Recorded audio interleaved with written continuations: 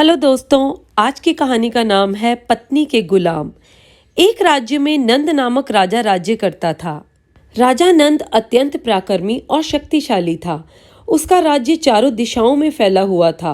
राजा नंद की पत्नी अत्यधिक सुंदर थी, लेकिन स्वभाव से बहुत तीखी थी। राजा नंद अपनी पत्नी को अत्यधिक प्रेम करता था और उसके रूठ जाने पर मनाने के लिए कुछ भी कर सकता था।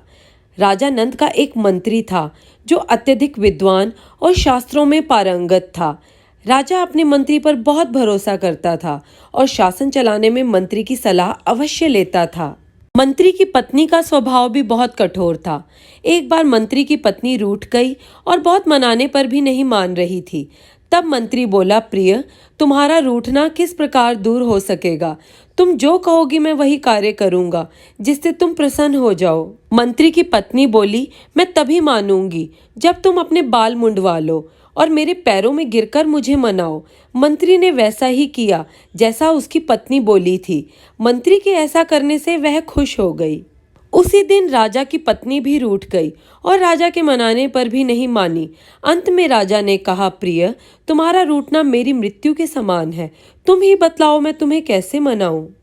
राजा की पत्नी बोली, मैं चाहती हूँ तुम्हारे मुंह में लगाम लगाकर मैं तुम्हारे ऊपर बैठ जाऊं और तुम घोड़े की तरह हिनहिनाते दौड़ो। राजा ने रानी की इच्छा पूरी की और खुद घोड़ा बन गया।